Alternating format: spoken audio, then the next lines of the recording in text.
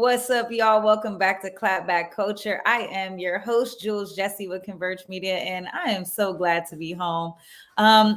You see, I am here by myself doing it solo tonight because Mike Davis is off, and that's okay because y'all got me. And what more do you really need?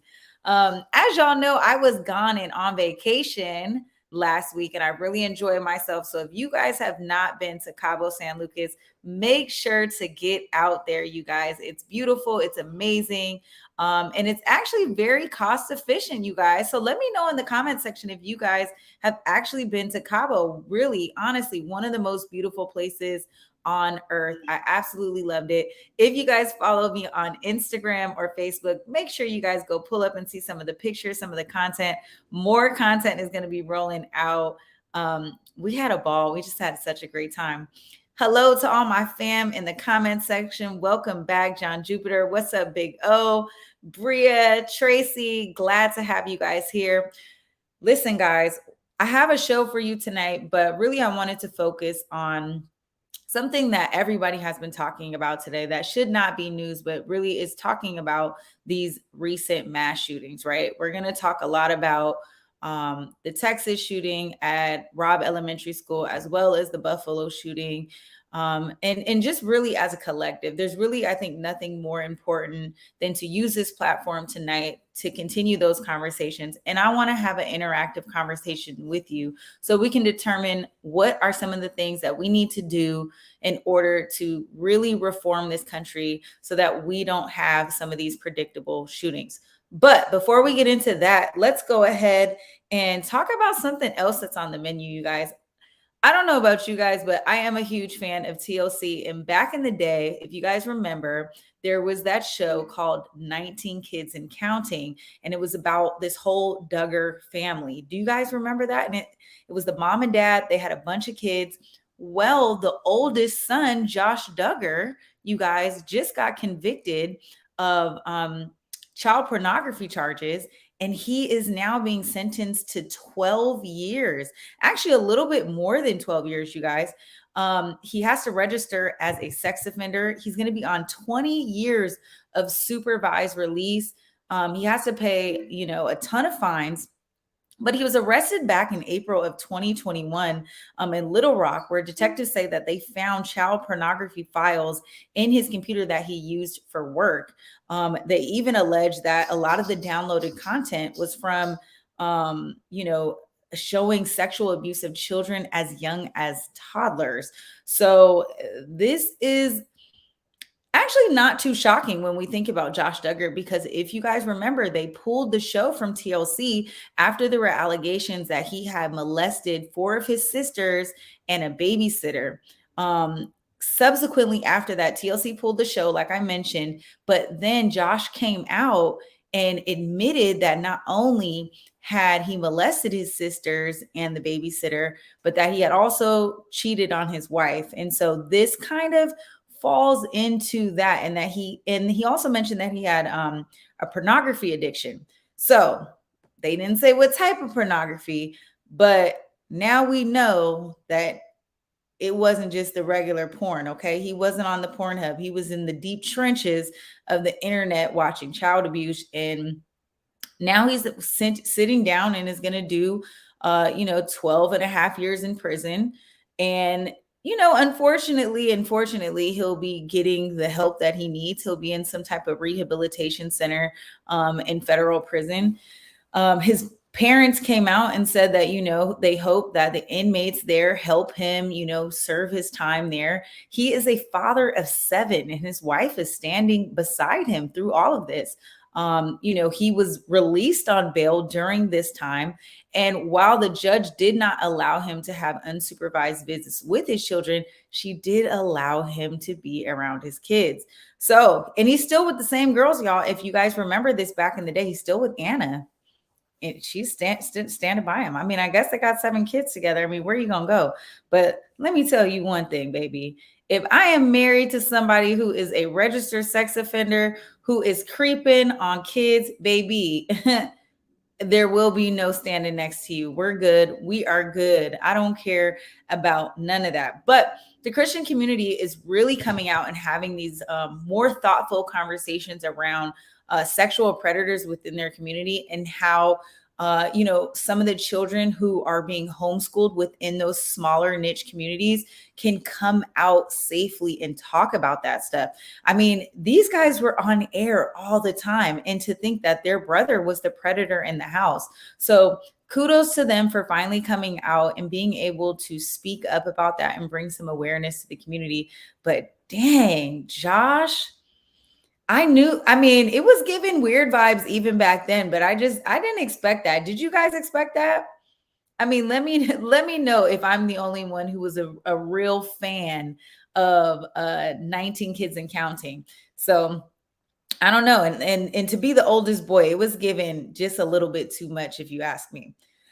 Well, we'll see what happens. I mean, he's got a dozen years to do, so hopefully he will do the full time on his sentence. We'll see, y'all. I don't know.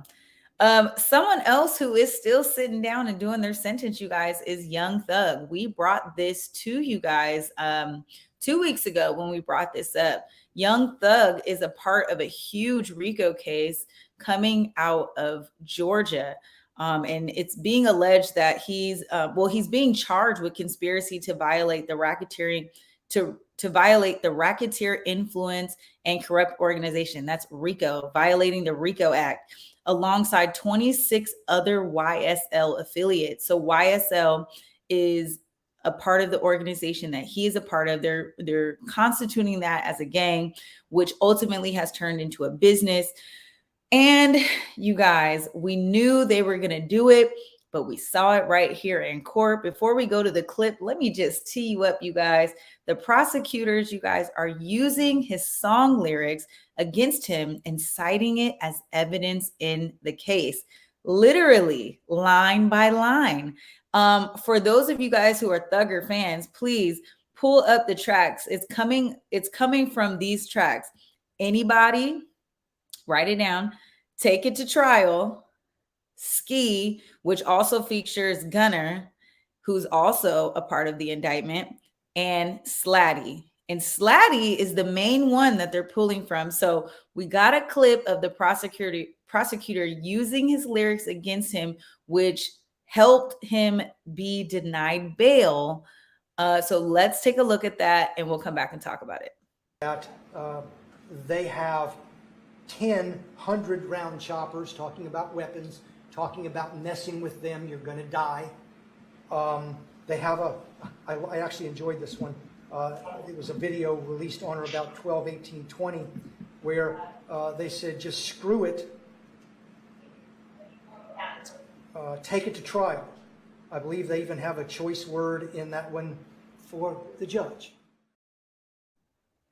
You guys, the prosecution is defending their use of these lyrics, okay? They're using it in the courtroom because they believe that Thug's words are preserving, protecting, and enhancing the reputation, power, and territory of the enterprise that is YSL. What the hell do you guys think about this? Honestly, like, please drop it in these comment section right now, because for me, I think this is extremely unconstitutional, right?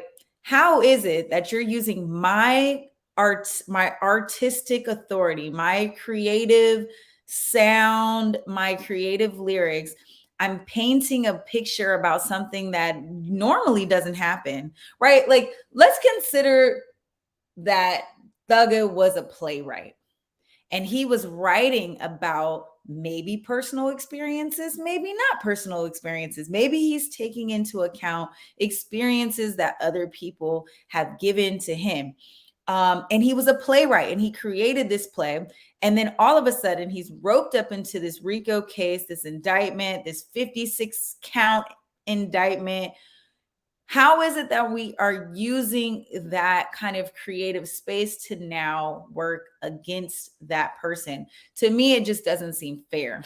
The lyrics, I mean, as salacious as they are, you guys, I mean, they're pretty heavily cited in the indictment, especially Slatty, using the verse when he raps, I killed his man in front of his mama, like F little bruh, sister, and his cousin. I shoot out, kill him, not leaving a trace. Now, here's the thing, y'all. That doesn't mean that he did it. You know what I'm saying? It just means that he's rapping about something that could or could not have happened, or could or could not have been true, right? Let's get into this comment section real fast. Okay, Harry Jefferson, you're loud and in charge this afternoon. Welcome to the show once again. Let's put up the comment right here, Cuddy. Ain't no way in hell they should be able to use lyrics to prosecute or deny bail. If this was the case, then every actor, writer, singer, rapper, or artist would be behind bars, shaking my head, get out of here. Listen, that's what I'm saying. Chip, okay, what does Chip say? Chip says poetry should not be admissible in court. Facts, yes. Music, no. 100% agree with that. So, I mean, maybe this needs to be a part of legislation, whether it needs to be national legislation or state by state. But I think we're in agreement here, you guys. I mean, and I'd like to hear somebody chime in who doesn't agree, right? Like, you know, okay. And there's another one. Cuddy tapped in. He says they have an entire police sector just to monitor rappers' lyrics to link them to crimes. It's called Hip Hop Police. And I'm thinking hip hop is an acronym. That's absolutely crazy.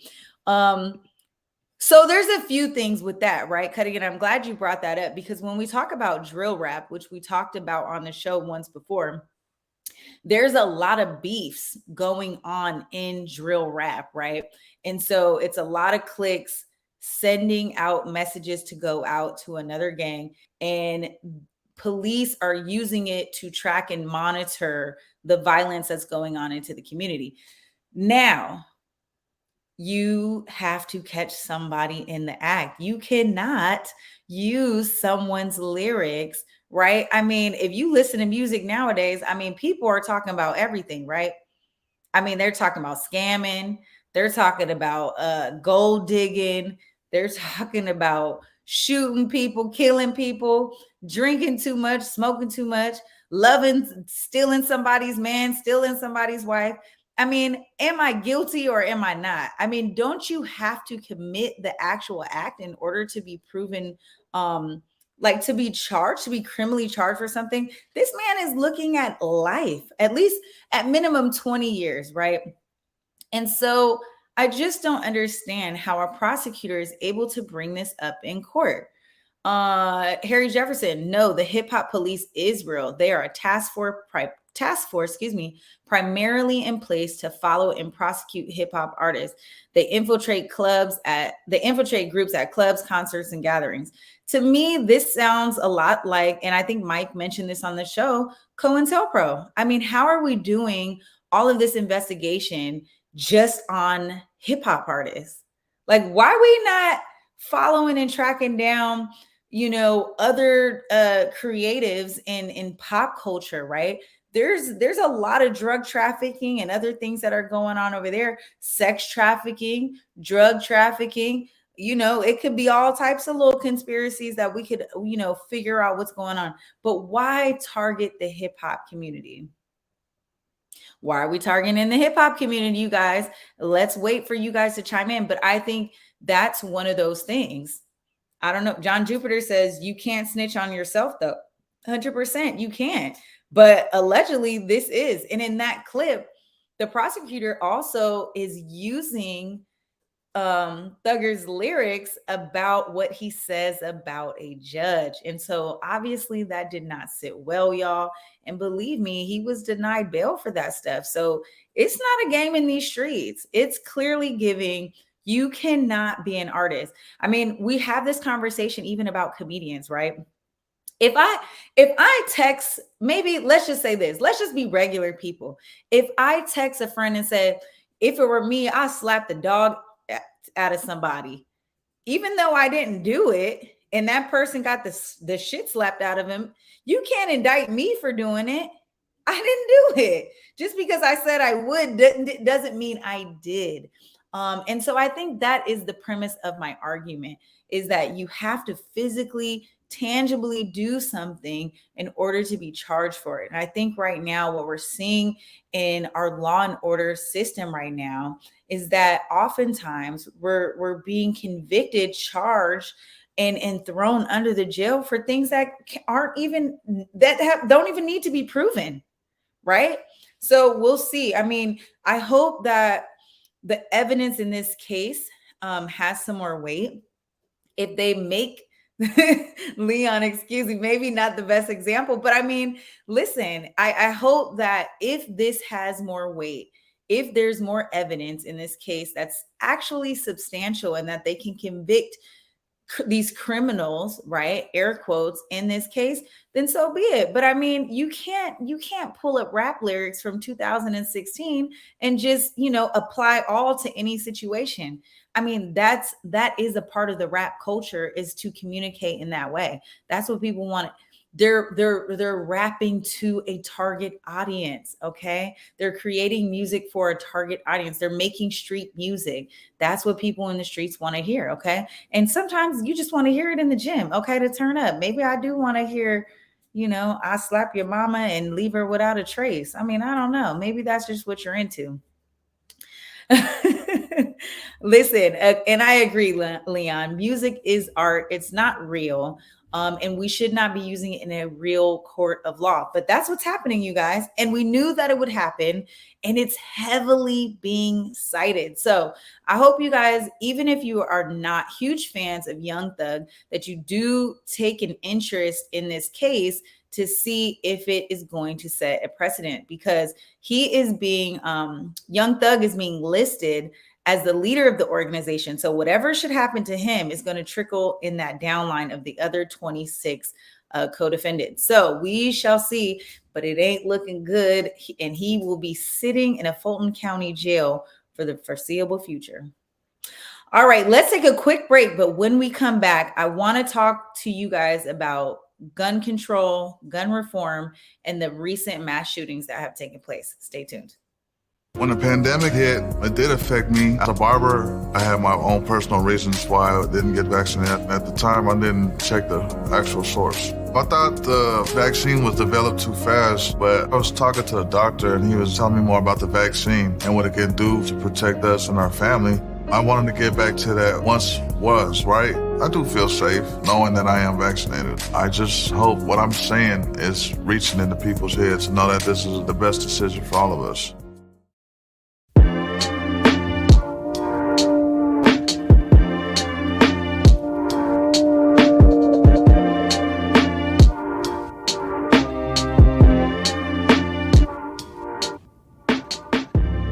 Converge Media produces culturally relevant content for Black and urban audiences.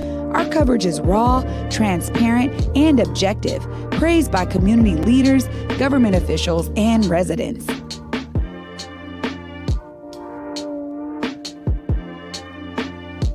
Support Converge Media today via Venmo, Cash App, or PayPal at Converge Media.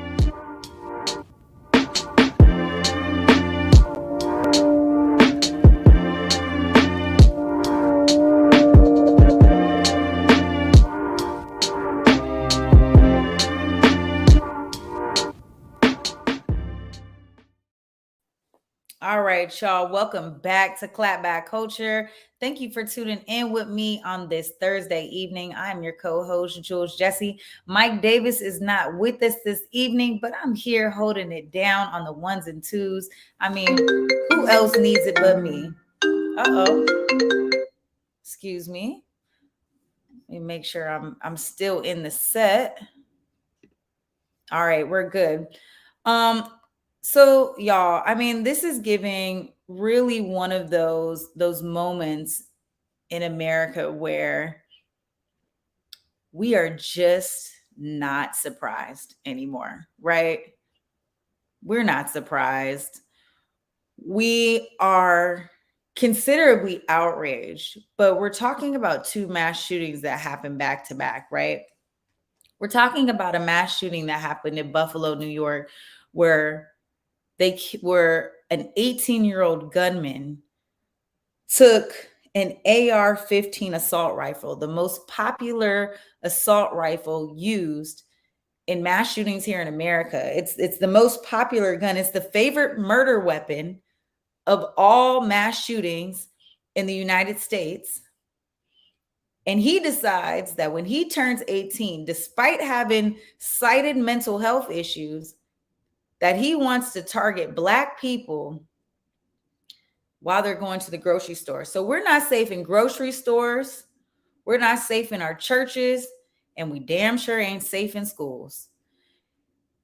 And we have to have a longer conversation about this, you guys, because so quickly things in our media and our news cycle just move. And it's just like, we gave that a week. Buffalo is done. Ain't nobody talking about it. And we haven't even buried these people yet. Not really. I think some of the funerals happened today. We should be so outraged. I mean, we watched an 8-minute video of George Floyd being murdered by a police officer, and the world turned up. Politicians turned over. Artists turned over. Actors turned over. Celebrities turned over. People poured money and infused capital into all of these movements to see radical reform, to see justice be served in this moment. But what's going to happen when we look at these mass shootings? Okay, now let's talk about some of these statistics, you guys, because I mean, you guys know what's going on. You guys know what happened at Robb Elementary School, but there was an article in NPR, you guys, and it cited that there were 27 school shootings just in 2022. It's May.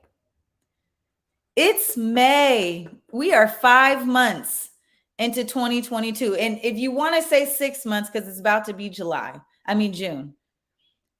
27 school shootings in 2022. We've had 212 mass shootings in general. We gotta have a better conversation about what's happening. Why are we not outraged the same way? We gotta stop allowing the news cycle to determine what is important to us. We should be stopping in our tracks. I want to run a clip really quick of Senator Murphy, and he asked the most important question, and that's, what are we doing? Let's play that and come back. Mr. President, there are 14 kids dead in an elementary school in Texas right now.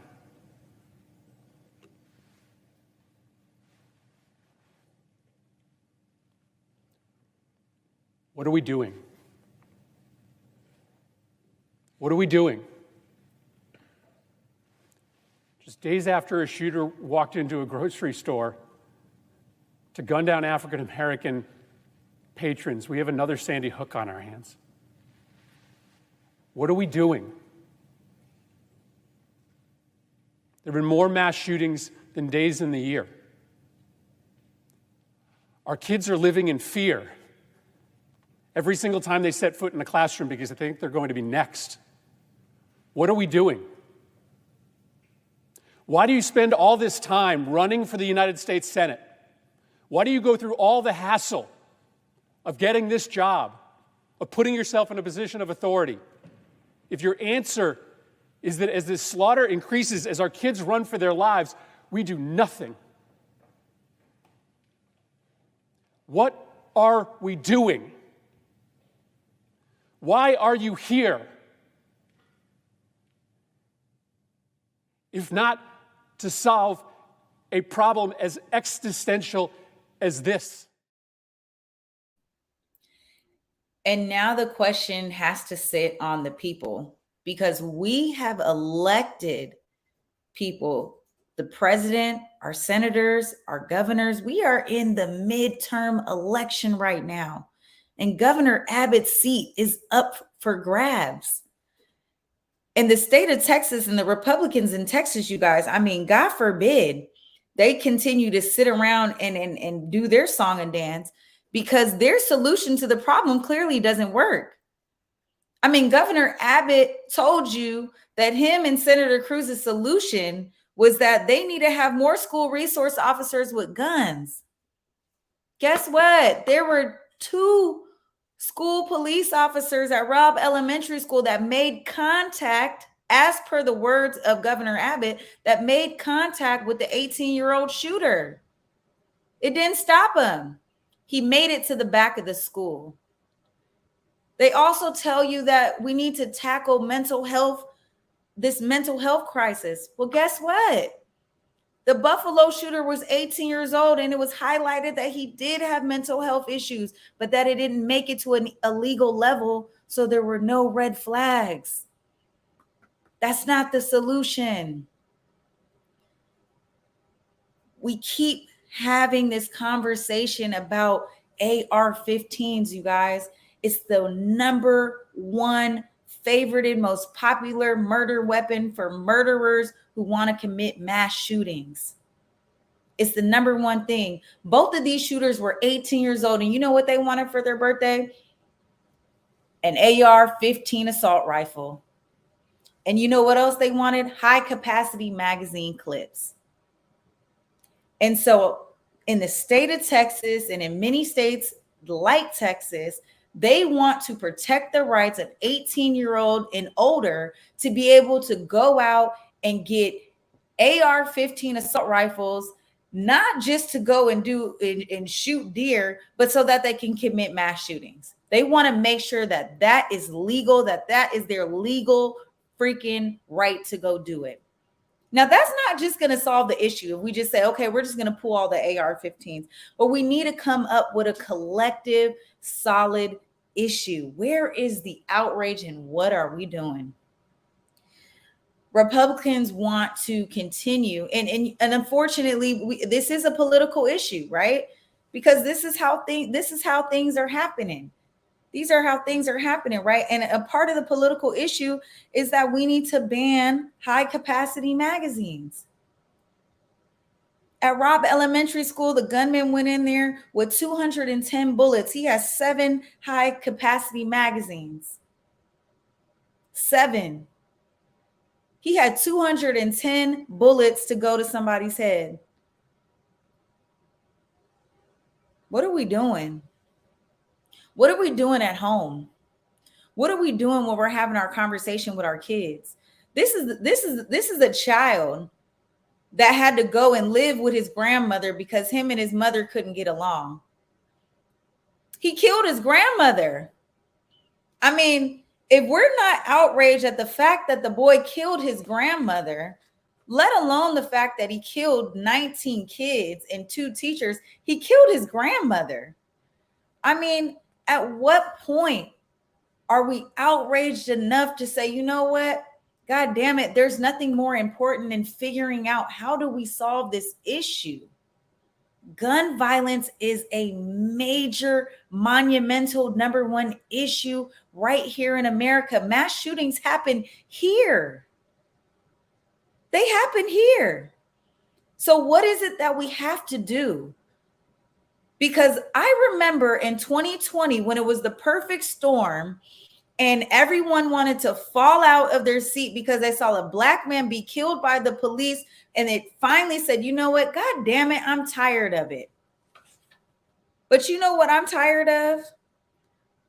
I'm tired of seeing headlines where 58 people were killed and 850 were injured. That's the Las Vegas shooting of the Route 91 festival in 2017. At Pulse nightclub in 2016, 49 people were killed and 50 were injured. At Virginia Tech, back in 2007, 32 people were killed and 23 were injured. At school, and a gunman just took off on campus. Sandy Hook, everyone keeps wanting to talk about Sandy Hook. That's 27 people that were dead, and 90% of them were ages 6 to 7 years old. Where is the outrage? First Baptist Church in Texas, another mass shooting in Texas. 26 people dead and 22 injured. Not to mention, we just had Walmart. We were just scared to go to Walmart. 23 people were dead in Walmart and 23 injured in El Paso, Texas, where a gunman targeted immigrants because of the politicalization that we see on TV. What are we doing? I got a clip from Coach Kerr that I want to play for you guys. I really like that he used his platform to discuss this. I believe, if I'm not mistaken, he is the coach of the Golden State Warriors. And I love this clip because for somebody in his position, I feel like he finally decided to use his platform to say, I'm good about talking about the team. Let's talk about this. Let's play this and we'll come back. I'm not going to talk about basketball. Nothing's happened with our team in the last 6 hours. We're going to start the same way tonight. Any basketball questions don't matter. Since we left shoot around, 14 children were killed 400 miles from here. And a teacher. And in the last 10 days, we had elderly black people killed in a supermarket in Buffalo. We've had Asian churchgoers killed in Southern California. Now we have children murdered at school. When are we going to do something? I'm tired. I'm so tired of getting up here and offering condolences to the devastated families that are out there. I'm so tired of I'm tired of the moments of silence. Enough. There's 50 senators right now who refuse to vote on H.R. 8, which is a background check rule that the House passed a couple of years ago. It's been sitting there for 2 years. And there's a reason they won't vote on it, to hold on to power. So I ask you, Mitch McConnell, I ask all of you senators who refuse to do anything about the violence and school shootings and supermarket shootings, I ask you, are you going to put your own desire for power ahead of the lives of our children and our elderly and our churchgoers? Because that's what it looks like.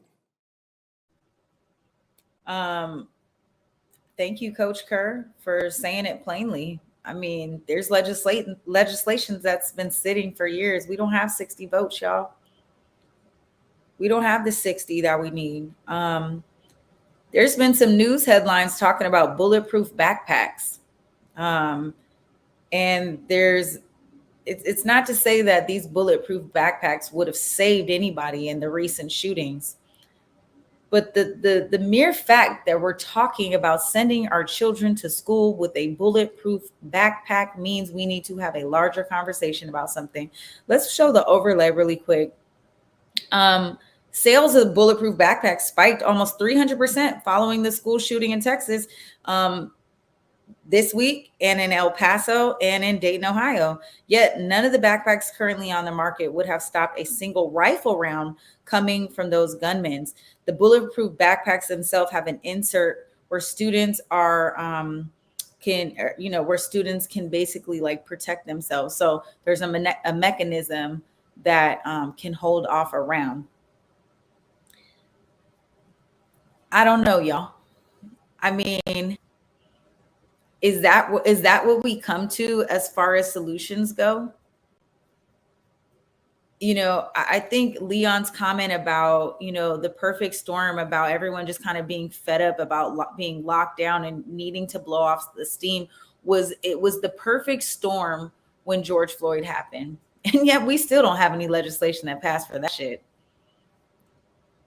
And there's not enough outrage. And what happens is when the people stop pushing and the machine never breaks down. Who brought up the machine? Arlo says, we have to stand up to the war machine. The same companies selling weapons to militaries around the world are among the ones pushing machine guns into our streets. And not even just machine guns, handguns. How about ghost guns? Because while we're also having a conversation about mass shootings, we also need to have a conversation about what the hell is happening on the block. There was a homicide on my street yet again this afternoon. We should not have to be in fear of going to the grocery store, of going to school, of going to church, of taking a jog to the gym, of whether or not I can hang out outside. We need to have these conversations at home with one another. How are we raising our kids? Why are we not holding each other accountable? 18 years old is a baby. We need to be stepping in. Where's our mentors? Y'all need to check in. I know I'm checking in. Check their phones, follow them on social media. All of this stuff been posted on social media. The boy done told you where I shot my grandmother. I'm on my way to go shoot up the school. We need to tap in. We need to tap in.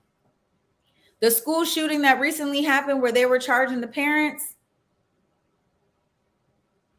tap in. Nobody's checking his book bag. The boy's talking about killing himself. We're not connected. Harry Jefferson says we are now in fear of collectively in our own community without strong leadership in this country. We don't even know our neighbors. We don't even know our neighbors. It used to be a time where we would go and hang out at the neighbor's house where the neighbor could have some say-so about what you were and were not doing. You can't even check anybody's kids anymore. The authority amongst kids is gone. We need to bring back some of these old ways. There's too much saturation on the internet, on the TV, and daily conversation that's toxic, that's flooding into the minds of these young people, and they're making these crazy decisions. We need to tap in. We need our parents. We need our churches. We need our communities. We need to stand together, and we need to lead our kids out of this toxic behavior. There's a lot going on. Now, that's not going to catch everything, right? It's not going to catch everything. But I mean, that's a part of the solution right there. Because if you can stop it in your household, if everyone could just stop it in their own household, that's going to stop something else. And it may not be a mass shooter, but it could be somebody who shoots another kid or who makes the decision that they want to stab somebody at school, because that's happening too. Violence is ripping rampant. I mean, we're watching Young Thug right now doing a RICO charge. He's about to go do 20 years. You think there's not going to be some retaliation that comes after that? Like, let us not be stupid. It doesn't end here. This is just the beginning. This is the most predictable thing on TV right now. Robb Elementary School is not new. And it's going to happen again and again and again and again. And are we going to sit here again and be shocked? How many tears can we cry? How many moments of silence can we have?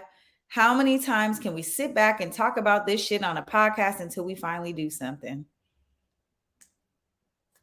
I don't know. It's a lot going on. And I don't think there's one solution. I think we need to offer some type of wraparound service, right? It is talking about mental health.